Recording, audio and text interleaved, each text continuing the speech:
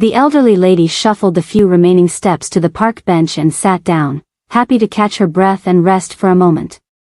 The autumn sunshine was warm, but the nip in the air made her glad of her warm coat. She placed her handbag neatly on her knee. "Good morning," said the silver-haired gentleman at the other end of the bench. "Beautiful day." Elsie smiled. Yes, it is. Cold, but lovely. The man folded his newspaper and returned the smile. "I'm George." Hello, George. I'm Elsie. She rearranged her scarf, her gnarled fingers struggling in the cold. They sat for a few moments quietly, looking over the city. "I've always loved this view. Pardon? I've been coming here since I was a boy. I used to watch the trains." Elsie looked to where George was pointing, down the hill towards the city. "I like the steam trains. Do you see?" He added. Yes, I can see. No more steam trains now, though, I'm afraid. It was different then. George nodded. "It was. I traveled the country. My folks had no idea where I was half the time. It wasn't like it is today." He paused. "Do you have children?" Yes, too. And grandchildren now. "Then you're blessed. What are their names?" George turned to look at Elsie, noticing her careworn face, the long, white plate that rested over her shoulder. Timothy is the eldest. He has 2 little ones of his own now. Elsie said, proudly. Well, not so little now. They've grown and gone, too. I don't get to see them as much as I'd like. "I've always liked the name, Timothy." Elsie smiled. And then there's Ellen. She got married. Finally, last year. She's nearly 60. She finally took the plunge.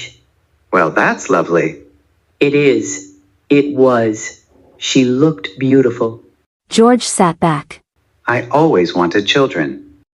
Another few moments passed by, quietly. Elsie looked over. You can read your newspaper, George. I don't mind. No. It's okay. I don't often get chance to chat, especially with a beautiful woman. He said, with a wink. Elsie chuckled. Charmer, I bet you broke some hearts. "I don't know about that." Did you grow up around here then? "Yes, Replied George. not far. And I went to school here too. Calder something. He shook his head. I forget." Age does that to us, doesn't it? Elsie asked, softly. George shrugged. "I guess it does." She sighed. It takes away the most precious things. Our bodies, our minds, our memories. They fell into quiet again, both looking at the city sprawled out before them, lost in their own thoughts. May I ask you something, George? He turned to look at her again. "Of course." Have you ever married? George shook his head. "No, I never married. There was a girl I knew. Once. I forget her name. Have you?" Yes. I was lucky enough to marry my best friend, the love of my life. "Well, that's wonderful." Yes, it was wonderful. I've lost him now. And it's lonely. Terribly, terribly lonely. Elsie looked down at her lap. George reached over and took her hand, tenderly. "I'm very sorry for your loss. How long ago?" Around 5 years ago. Nothing has been the same since. Tears filled her once bright blue eyes. They were cloudy now, age and sorrow had faded their beauty. George frowned. "That's such a shame. Do you have anyone close?" Elsie shook her head. They have their own lives. Timothy is in Chester, Ellen in Manchester, and I feel like all I do is cross names out of my address book. She paused. All of my friends. They're all gone. George reached into his pocket for his handkerchief and offered it to her. "There now. It's okay." Elsie managed a small smile. Thank you. She wiped her eyes. It's silly. You must think I'm an old fool, sitting on a bench, crying. "Not at all." Well, I feel like an old fool. I should be glad of what I have. I'm still here. My children are happy and healthy. You were right. I have been blessed.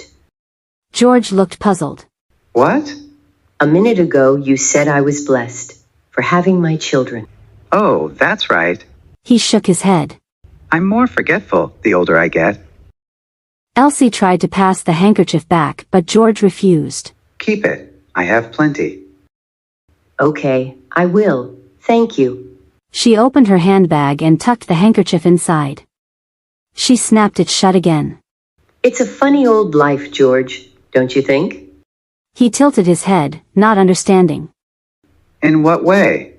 I just can't believe I'm here, at the end of my life. And what do I really have to show for it? George didn't reply.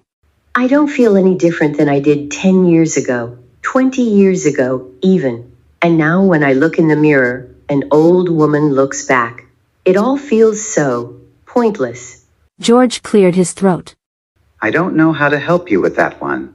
I'm afraid. He said, a little uncomfortably. I know, George. I don't expect answers. I just wanted to say it out loud. Quiet fell again. I used to take the trains, you know, all around the country. Yes, you said. George laughed. I did? Elsie smiled, indulgently. Yes, and your parents didn't know. Not a clue. Not like today. No, George, it isn't like today at all. George turned to look at her. Do you know, you seem really familiar. Have we met before? Elsie sighed. Yes, we have met. George frowned. And it's time we went home. This cold is getting right to my bones. George continued to frown. Come on. I've got a casserole in the oven. And then it's time for the racing. You like the racing.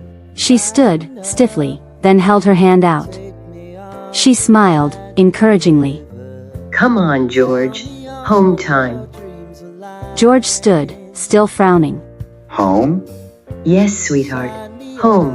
And we can ring Tim later and see him on the screen. Remember? George nodded slightly and stood. Don't forget your paper.